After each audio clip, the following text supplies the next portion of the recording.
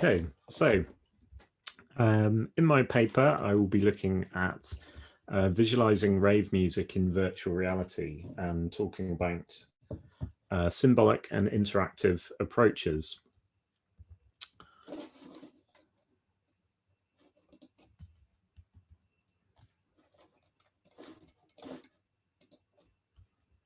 Okay, so visualizing music, a brief overview.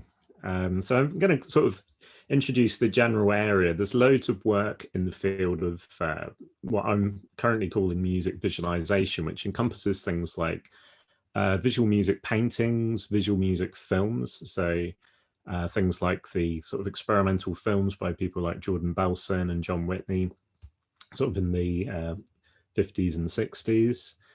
I would also include in this things like psychedelic light shows. So here thinking about rock concerts and the projections that you can have with those. This is a photo from Frank Zappa performing with the Joshua Light Show in the 60s. And also things like generative music visualizations. So things like Jeff Minter's virtual light machine for the Atari Jaguar, or VJ performances. So since around the 1990s, you've had kind of VJ projections at clubs to go with DJ performances. This is a really interesting area of work. And more recently, we're finding this stuff in the field of augmented reality and virtual reality. So projects like Sennheiser's Ambio AR are finding ways to visualize music for mixed reality hardware devices like the Magic Leap.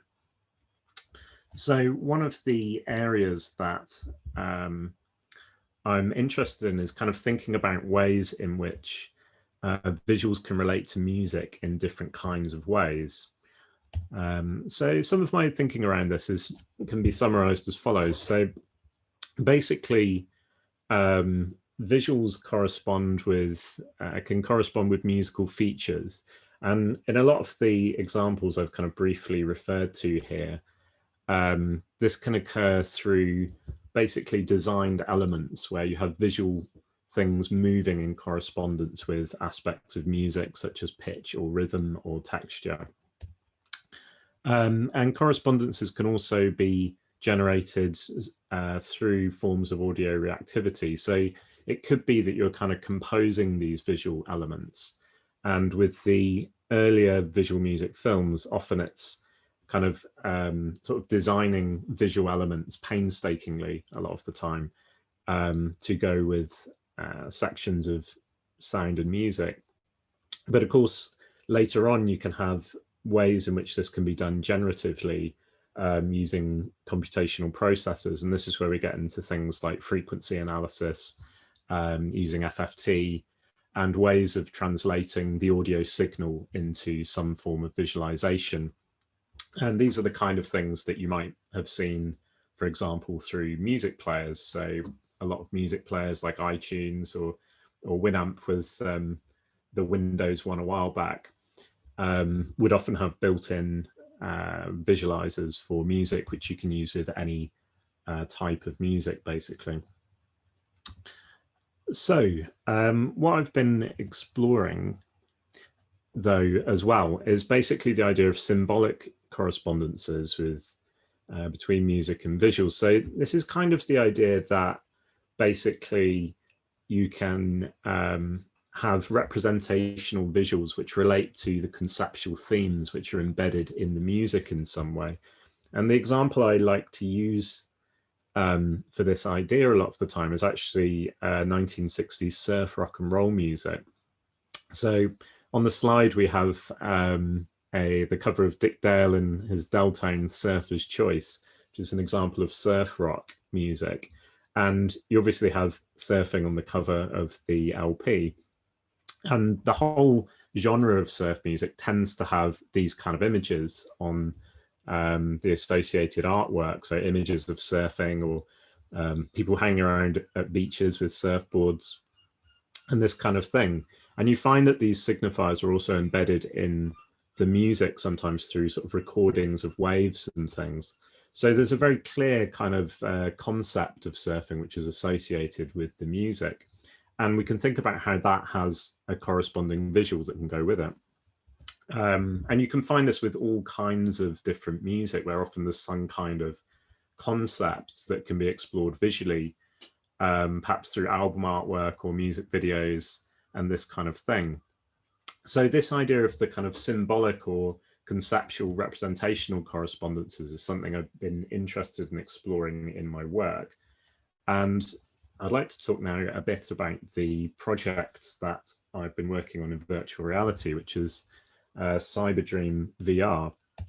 So Cybertream is a prototype VR visualization which was made in Unity, and basically the idea of this piece is that you can kind of fly through a synesthetic dreamscape of with an electronic music soundtrack, and it's translating the ideas of VJ performance into a virtual reality experience.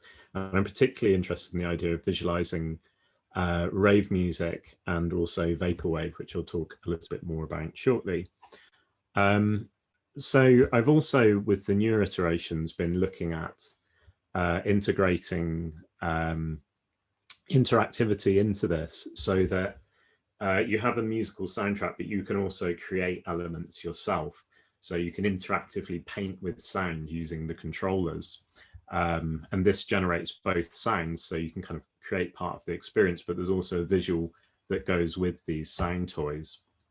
So the original version, which was presented at events like Sci-Fi London Film Festival, also the Event 2 exhibition in collaboration with Flux and the Computer Arts Society, and the ACM Audio Mostly conference, was for the Gear VR. And this didn't have interactive elements, but later on I added these for the newer Oculus Quest version. So yeah, so the Oculus Quest version basically provides better quality virtual reality because it's a better quality headset, but it also does more with the interactive elements.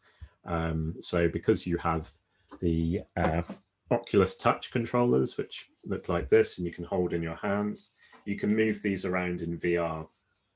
And that allows you to trigger these sound toys and generate sounds that go with the experience.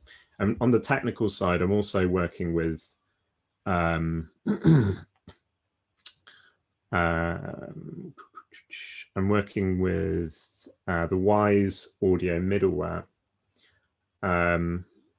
in order to basically do more interesting things with the sound design. So yeah, so talking a little bit about the aesthetics of the project. So visually, as I say, I'm interested in kind of visualizing the kind of visual language which goes along with things like rave culture. And here I'm drawing on things like VJ performances and rave flyers, sort of from a particular period really in the sort of 1990s. So a lot of it kind of relates to sort of early computer graphics and things like that.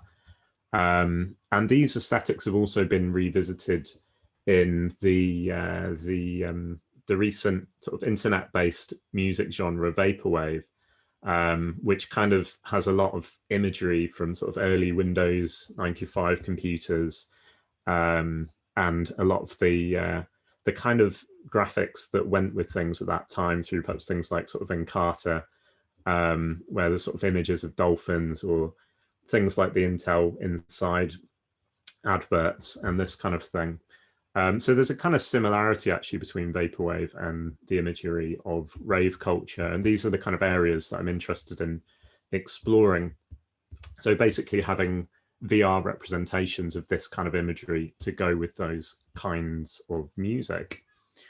And this also develops work which I was sort of previously exploring through some of my work doing audiovisual DJ VJ performances, where I was kind of creating DJ sets with this kind of music and creating original visuals for these and mixing those together, basically. So I normally show a video here, but what I'm going to do is, rather than show the video, because video tends not to come out so well over Zoom, I'm going to post the link afterwards in the chat for anyone that wants to kind of see what this project looks like. So yeah, I've got sort of a video recording that sort of shows it in action. This is just a still from the piece, and I'll talk a bit more about the structure of it now. So I like to kind of consider this in terms of the sort of macro structure, or the sort of wider structural form, and then the individual micro elements that fit within that. So at the macro structural level, basically the piece unfolds much like a DJ or VJ mix, where successive scenes have a particular kind of visual style, which you can see the sort of postcards from here. And each one of those goes with an original sort of rave track that I've created for this project. And what happens is you sort of fly through these different scenes, and as you move between them, the music crossfades in the manner that a DJ mix would do, and the visual fades with that into the next one. So it's like you're moving through a sort of DJ set, but it has a visual component to the experience, and you're experiencing the whole thing in VR. From the technical side of things, the synchronization of the music in this project's accomplished with Wise. So everything kind of, unfolds in a similar way as you would expect in a DJ mix, where the kind of the beats are in sync and this sort of thing. Yeah, just a sort of another slight technical note here, where some of the pieces use oscillating wave effects to create kind of oscillating patterns. That's something that I explore partly because it's just a technique that I enjoy using, really, but I kind of like the idea that sort of incorporating low frequency oscillations is something you can do in music, and by incorporating these visually, there's kind of a visual oscillation to things, which for me has kind of a musicality to it. And then I can move on to talk a little bit about the micro structure. So this emerges from the audiovisual sound toys that I've been creating. So this is how the controller setup works, and basically you're using the Oculus touch controllers, and you can activate the sound toys with the trigger. You can use the thumbstick to modify parameters, which changes the way the sound toys sound, but also the way they look. And you have a secondary trigger that you can use to switch the operation, and the A and B buttons allow you to move between different sound toys. So yeah, this is a little bit about the Wise implementation side. So yeah, a slightly more sort of technical side, where basically the game engine is sending information to the audio engine, but the audio engine is also sending callbacks to provide data about kind of timing and tempo and things to the game engine. And this means that the sound toys can synchronize musical elements with the music, which is kind of running alongside it. So I'll briefly describe the, so running out of time slightly, so I'll just briefly kind of describe the three sound toys. So the first one is the zigzag toy, which produces zigzag beams, and these are accompanied by pulses, which are kind of like pulses produced by a drum machine according to sequenced patterns, which you can see in the slide. And basically you can trigger two of these at the same time with different patterns, so that you get different interlocking rhythms, and the beam twists in correspondence with the pulse. So it kind of moves to the beat and creates these pulsing sounds. The second sound toy is circle toy, which moves in a kind of circle. This produces sound which is not synchronized with the beat of the music. So it's asynchronous, but it's spatialized based on where you point the beam. So you can kind of move these sounds around you in the in terms of 3D space, and you'll hear them coming from the direction you're pointing them in. And then the last one, which is called Streamer Toy, or my partner prefers the term Wizard Fingers, which is possibly slightly cooler, is basically emits this kind of yellow lightning from your hands, and it's accompanied by a sort of atonal droning sound. And once again, it's spatialized based on where you point it. So yeah, so you can kind of paint these sort of yellow streaks that sort of follow the movement of your hands, and they produce these kind of droning sounds that you hear all around you. So those are the 3 toys. And as I say, basically the idea is that you can play with these when you're in virtual reality as you fly through these 3D scenes, which form a kind of VJ experience with various sort of rave music and things in the background, thereby providing an interactive synesthetic dreamscape experience. And so, yeah, that's the project. And I'll be interested to hear if anyone has any questions. Perhaps you can post something in the chat. I think I've got time for 1 or 2.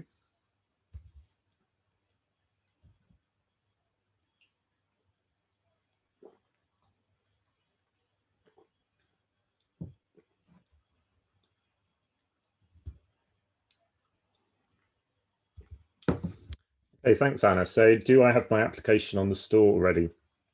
No, it's very much a prototype at this point. So I think there would be a lot more work to kind of develop this on something to a level that I would want to release it. There's a lot of features that I would like to add to develop this. So at the moment, I'm kind of actually sort of looking for ways that I can maybe get some research funding to spend a bit more time on the project. One of the main things I'd like to add is basically the facility for multiplayer. So I think what would be really nice is basically I imagine this as having you being able to fly through different scenes, and perhaps also adding features that allow you to navigate through those scenes in different kinds of ways to construct a different sort of DJ mix or VJ mix each time you play it. But also I think it would be nice to have something like a kind of multiplayer arena where multiple people can use the same toys at the same time. And perhaps they're even maybe sort of removing the sort of DJ set element, so it becomes more like an electroacoustic performance, which everyone in this kind of arena is creating together. So those kind of things, and sort of in particular adding a multi-user version of the kind of things I probably want to look at before sort of releasing it. And of course, there's always kind of lots of bugs and things you need to correct before it would be sort of suitable for release. But it's definitely something that I'd like to do in the future at some point. Okay, so